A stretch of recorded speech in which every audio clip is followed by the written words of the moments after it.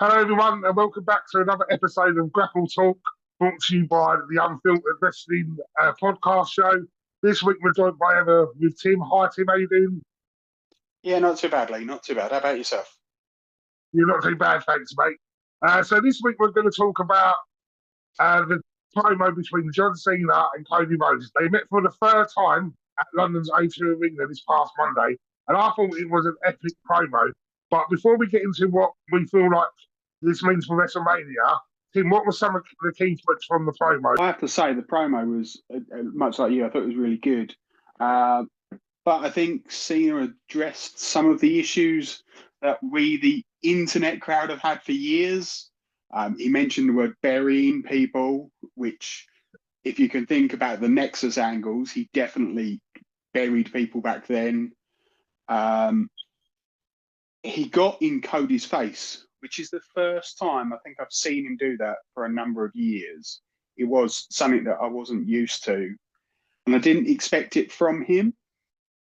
And I think he's covering all bases by doing what we would call typical heel promo, but still keeping almost the 2003 John Cena, where whilst being a heel, he still knew how to strike the right chords. His hair certainly looks better. That caught my eye. I've got the bald hat. Yeah, mine's far worse than yours, mate. Trust me. He looks in good shape. When he finally has a match, and I do hope he has some sort of wrestling match before Mania, I think we'll see just how ring rusty he is. Do you think some of the lines are a bit far or not far enough? So obviously, like with the billionaire, I'll make billionaires rich. You just take the money from their sons. And obviously, Cody mentioning Vince McMahon in a roundabout way, and Cody said, "You just picked from a guy from an office. They ain't here anymore. We don't talk about him." Do you think that was like a little nod to us older fans, or do you think it was just to get that reaction? I think that's certainly not for the PG-13. That is definitely for fans that know. And we're doing a lot of insider baseball references, things such as quite clearly the Vince McMahon, because nobody talks about him anymore. He's obviously talked about Tony Khan with the AEW, which I thought was really clever. To be able to mention it without actually saying his name was really good. I think what we've got to remember, though, is the new modern WWE is about being that little bit edgy. We're no longer playing it safe. We're going to the areas where it is, dare I say, a little bit risque. And I think that is obviously due thanks to Netflix, because it's now on a streaming platform that I've sort of got the control. They ain't tied down to networks or the network wants you to behave a certain way. So I think for us, Attitude Era people who grew up watching the Attitude Era, I think it brings back a bit of nostalgia for us. So I think it's a really good thing to see. Yeah, I agree, except if you now rewatch some of the Attitude stuff through 2025's eyes, you think to yourself, oh my God, how did that even cut it? Some of it is absolutely beyond belief. But I think it's the right level of edginess.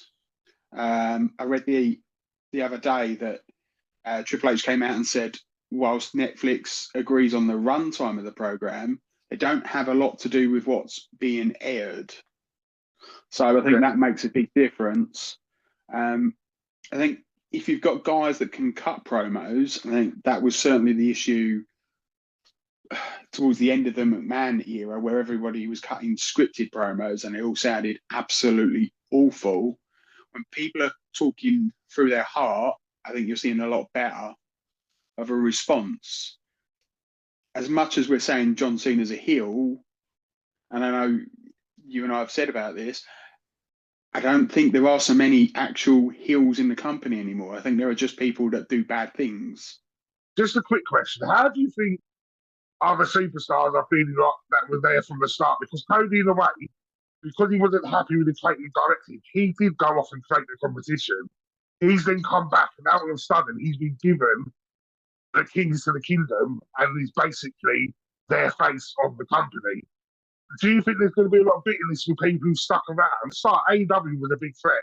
Okay, it, it's obvious it's not going to be a threat for many years now, but that is something due to Cody sort of saying F you to WWE, and now all of a sudden he's their golden boy. Yes and no. If you've ever seen any of his work in Ring of Honor and New Japan, where I have to say that is some of his best work you've ever seen. He asked to leave so he could prove himself, and I think if we're very honest, he's done exactly that. Working for around the world, working for different independent companies as well as AEW, he's really shined. And I think he needed to get that experience to be able to come back. I think the other issue is he came back when the WWE needed him. If you go back to WrestleMania 38, you look at the card, and we're going. I could pretty much predict who was going to win because you knew who was on top and who wasn't. You look at the main event. The main event was the triple threat between Roman Reigns, Daniel Bryan, and Edge, and you could almost see that way. So they needed a change. They needed to switch it up a little bit, and he was the right person to come in. I think it also helped that he had the 3 matches with Seth Rollins when he first came in. That whole torn pectoral muscle, and for what I gather, that wasn't added colour. That was its actual colour, and he wrestled through a Hell in a Cell match, not a normal match, a Hell in a Cell match, and still managed to pull it off. I think a lot of people suddenly thought this guy's got top tier. I think the irony is, I think he's a great chaser rather than a proper champion. I love him. I think his promos are brilliant. But if I look at his run over the last 12 months, whilst he's had great matches, the storyline's not quite been there. That's the issue WWE do. They back themselves into a corner. We saw it with Daniel Bryan. That chasing when the Yes Movement became massive, and he literally forced himself into winning that WrestleMania because of the public were they were probably going to riot. Same with last year. I think everyone was so annoyed that The Rock inserted himself into that program because until Cody proved himself, we wanted Rock Reigns. Then all of a sudden, Cody was being the guy, and then Rock comes along all of a sudden, thinking, we can just do what the people want, and no one wanted it. But they gave it to us, and it's like, we didn't sort of plan for beyond this.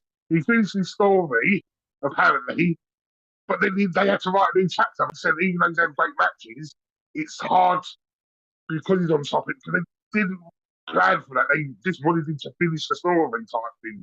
I imagine that part of that would possibly have been a Rock match at SummerSlam, which didn't happen. And as a result, we ended up, I don't want to say flip-flopping, but it felt a little bit like, ooh. I mean, the matches with AJ Styles were, to quote the word, phenomenal all the way through. The Kevin Owens story's been fantastic. But I look at that, I expected him to win both of those feuds, without a doubt. I didn't expect him to lose those. Solar Sikoa, I think, unfortunately for Solar, it came too early for him. He probably needed another year before being taken up to that level, which is a shame because the guy has definitely got the ability. And I think, unfortunately, that's Cody's problem, is at the moment, there isn't enough heels for him to go through to feel like this is going to be a good challenge. He's a great promo. He's a great wrestler. He connects with the fans on an unbelievable level. I think it does help having a great theme tune. Cena did say, take away your catchy song and you're nothing to these people in a way, which I think was a great sort of reference to build up. Absolutely, and you and I spoke about this though. He put the world champion there, and next to him, just here on his lapel, was a Blue Peter badge, which it had me going. It had me going from being somebody British who really appreciates wrestling, But it is those small little trinkets that he does. Obviously, that big face neck tattoo is it was never a good thing for me. However, what he's done with it is he's just continued with it and said, you know what? It's who I am. You deal with it. And we all have. Living in his like, father's footsteps, because Dusty was the common man, it's in the sun and stuff. Do you think we've all actually got a connection to Cody because of Dusty? I think that does help. But I also think it helps that he left because of that legacy. If we'll remember what he was always a fantastic wrestler. Even when he was breaking through as Hardcore Holly's tag team partner and he looked green. And yes, he did look green. But for somebody who, according to his dad's autobiography, didn't want to get into the wrestling business originally, wanted to be an actor, his transition, it didn't take him long before he looked like what I would call a technician. He had that look. He's a good looking bloke, so he's got that ability. He just needed a push in the right direction.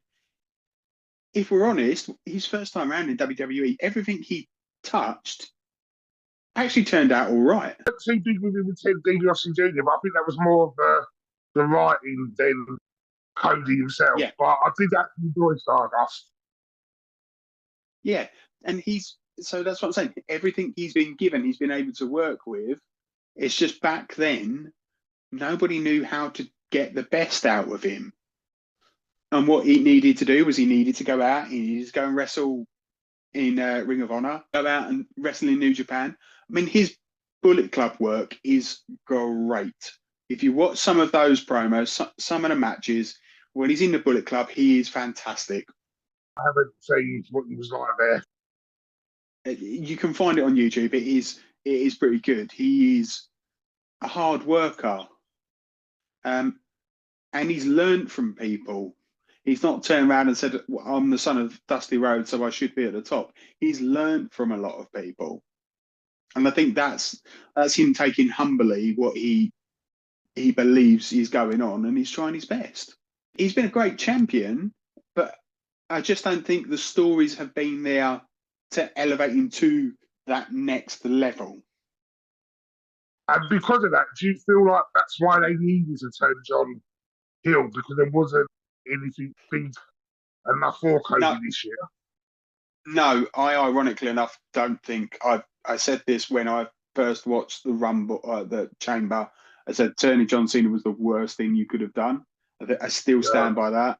I think you could have got a Mania storyline, if done properly, out of Drew McIntyre. I think that one could have worked. If you were willing to put the hours in, you could have done either Seth or CM Punk. Both of those could have worked. I don't see Cena needing to be the guy. And because he was the guy, having two faces, I'm going to go back and show my age, reminds me of WrestleMania 6 when you had Hulk Hogan versus the Ultimate Warrior. It is very like that. And I'm like, so I think at a point they painted one of them had to go in as the heel. And I'm not sure either one of them works as a heel. When Cody does finally turn heel, he's going to smash it again. He's going to take it to that next level, and that'll be where his work is. But I don't think that's coming for at least another 18 months. Do you reckon, with the way the promo's gone, because I felt like, again, like this was a great promo, but like as we spoke before, because of what John was saying, I was sort of agreeing with him more this week than I have done on other weeks because of the stuff he was building up. So do you think they're now running the risk of a Rock Hogan scenario where they needed Hogan to stay the bad guy, but he actually turned face during the match? Do you think that could happen again? No. We've seen that. What, as I said, I don't think you're going to worry too much because people, if we think about what he is, a polarizing guy, quite often it was the young people that used to love John Cena and us that have been watching wrestling for 15, 20 years thinking, you're pushing this guy down our throat. This is the reason we don't like him. He had the 5 moves of doom that we all used to joke about. But the irony is, if you watch some of his early matches, he's got a lot of range. It's just the way they painted him. I think this time round, those people that like that wanted to see what his work was like, he's seeing how good a heel character he can be or was, and as a result, it's working for me at the moment. And then going into our predictions, I know we spoke about this earlier today, but where do you think this is leading? Because we've got two different opinions on this. Yes, yeah, you and I are totally different on this one. So I, ironically enough, think that Cena's got to win the belt, because if he doesn't win the belt, it's a mistake. The whole run that they've been doing will have been for a mistake. I think, ironically enough, John referenced it, they want to move past Ric Flair. Now, Ric Flair is one of the greatest wrestlers I've ever watched, especially when he was in his heyday. But he's got so much negative press around him. He's almost the guy you do not want to associate with WWE at the moment. The modern WWE will want to have new guys. I think because Triple H is in charge and how much love he's got for Ric Flair, I don't know if he's going to allow, no matter all the negativity, I think Triple H is the type of person when it comes to his mates, and I think we saw that back in the Click days, he doesn't care what corporate people want or anyone else. And because he's got so much love for Ric Flair, I think he's going to fight to keep him at the top of the pile when it comes to title, amount of title wins. No, you see, there's a part of me that thinks Cena's going to hold this record for 17 for about 2 years until Randy Orton beats him with 18. I think that's the way in which we'll work. The problem we've got is the reason Cena and Flair, to a point, have had so many reigns, it's because some of those reigns were lasting 2 or 3 weeks. Belt changes don't happen as often, which means the belts mean a little bit more. I think that's really making a difference. But I don't see why you wouldn't move it. I know what you said will happen. It does make sense, but it also feels like they painted themselves in a really difficult position. I've got two opinions on this. I either think Cena's going to flip on the rock and become a mega face to win the belt, or he's not going to, and this is the main one I'm thinking is going to happen, he's not going to win the belt, and he's going to pass the torch on to Cody. And I've got that feeling based off the reference they made a lot of in that last promo of how, in a way, John was like Cody's teacher. They travelled together. They took the advice of that. I think John is very willing to pass the torch on completely to Cody. And then I think John and The Rock are going to go off and finish Cena's retirement year with a big match at some point, probably SummerSlam, throughout the rest of the year. Then John's going to sail off in the sunset, because I get why they need to put the belt on John Cena, but I don't see how it benefits, because it's going to be such a short reign, because we know he's going in December. So he might have the belt for a month or a couple of months, and I don't see how that benefits any other superstar in the company. So the flip side to that point is, Cody comes out champion. Who's his first title defense against? Because who does John? All John's got a face, really, I can see, is The Rock. Because once he beats Cody, he's done everyone. I don't see. But then, all right, so he does it and then retires as champ, so you have your belt back. All right, they have a tournament or whatever. And it just makes Cody's run obsolete, in my opinion. So I just don't know where they go. He'll be back and he'll continue. What you have is if Cena wins the belt and he then starts facing people who he brings up to his level, starts aligning the new guys, the Damian Priests, because that match would be fantastic. You got Damian Priest, you got a McIntyre that would work if you were in Europe somewhere along the lines. You've got a lot of guys who could raise their game as a result of this. Yeah, God, maybe we'll get one more Cena Orton match. I mean, the 50 million that happened before won't matter, but I think what happens is Cody will beat Cena for the belt, but I think that happens at SummerSlam. I think what happens, you can give Cody a break. because the guy's been wearing that belt solidly almost for a year. He doesn't miss shows very often. He is a top grade champion, but he probably needs a break. He's not going to do a Roman Reigns and disappear. With the issue with that, though, because Cena's on limited dates and obviously he's on limited appearances, do you sort of have your champion obsolete for Team SummerSlam? So you're not really going to have much championship with the actual champion between Mania and SummerSlam, because Cena's not going to turn up every week for 2 months to SummerSlam with the belt to do the promos and to do. Reigns did it. Reigns did it for 3.5 years and got away with it. Well, I had a look the other day. I think one of John Cena's projects, unfortunately, got cancelled. So he's actually got a little bit more time on his hands. Booked around about 30 more appearances between now and the end. I think you'll see him. He doesn't need to wrestle every week. And he's... I don't think we can't see him. John Cena. Touche. But I think that's where you've got to get the most out of it. Where do the next line of matches line up to? At some point, a John Cena versus Roman Reigns match could be fantastic. Reigns doesn't need to win that match. Reigns is already a made guy. He doesn't need to win that match.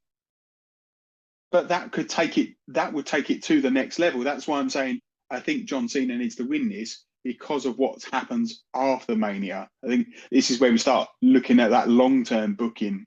We ain't got long to wait. People join us for our WrestleMania prediction show and join us for our content over the weekend. Tim, this evening, it's been a pleasure speaking to you. And you too, Lou. It's been a pleasure. And everyone, please make sure you comment whether you agree with us, disagree with us, let us know your opinions. Hit the subscribe button, and we'll see you again soon. Yeah, have a good evening.